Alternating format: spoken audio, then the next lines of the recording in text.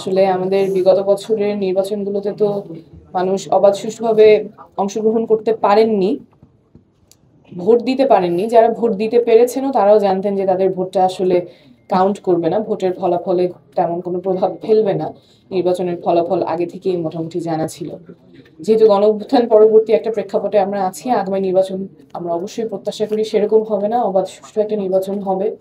মানুষ খুব উচ্ছ্বাসের সাথে ভোট দিতে যাবেন এবং যেই প্রার্থীকে তারা পছন্দ করেন, মনে হবে যে এই প্রার্থীকে ভোট দিলে আসলেই জনগণের কল্যাণে তিনি কাজ করবেন, এরকম একটা নির্বাচনের দিকে আমরা যাব, সেটাই সবার প্রত্যাশা।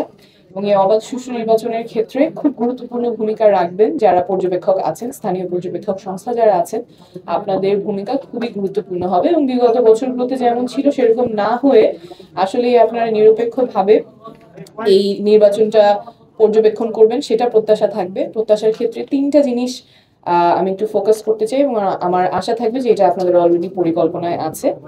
প্রথম হচ্ছে আপনারা ইন্টিগ্রিটির সাথে পর্যবেক্ষণটা করবেন, সততার সাথে করবেন। কোনো ধরনের প্রভাব, দল মত সেসবের প্রভাব মুক্ত হয়ে শুধুমাত্র সুষ্ঠু নির্বাচনের জন্য যে পর্যবেক্ষণ করা প্রয়োজন সেই প্রিন্সিপালটা নিয়ে আপনারা কাজ করবেন।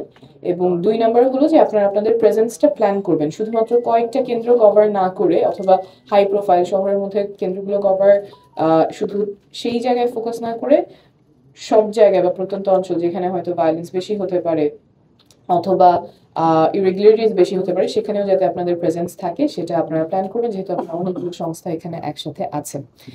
আর শেষ যে প্রিন্সিপালটা আমরা আশা করবো সেটা হচ্ছে আপনারা যাই পর্যবেক্ষণ করেন, সেটা ভালো হোক খারাপ হোক, আপনারা সময় মতো সেটা রিপোর্ট করবেন, কারণ সেটা আমাদের জন্য খুবই গুরুত্বপূর্ণ হবে। আপনাদের যে রিপোর্টিংটা থাকবে, আপনারা কি দেখছেন, যেটা দেখছেন সেটা সৎভাবে রিপোর্ট করবেন এবং সব জায়গায় যাতে আপনারা দেখতে পারেন, সব জায়গায় না হলে প্রায় সব জায়গায় যাতে আপনারা পর্যবেক্ষণ করতে পারেন নিরপেক্ষভাবে, সৎভাবে, কোনো ইনফ্লুয়েন্সে না, শুধুমাত্র জনগণের জন্য আপনারা যাতে নির্বাচনটা পর্যবেক্ষণ করতে পারেন, এটাই আমার মনে হয় সবার প্রত্যাশা থাকবে।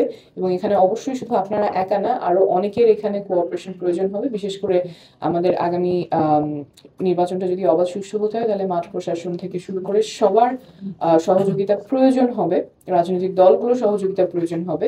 তবে আপনাদের ভূমিকা অনেক গুরুত্বপূর্ণ থাকবে এবং সব স্টেক হোল্ডার যদি তাদের ভূমিকা এবং রোলগুলো দায়িত্বের সাথে পালন করেন তাহলে আমার মনে হয় আমরা একটা সুন্দর পরিবেশে নির্বাচনটা হতে দেখব। সকলকে অনেক ধন্যবাদ।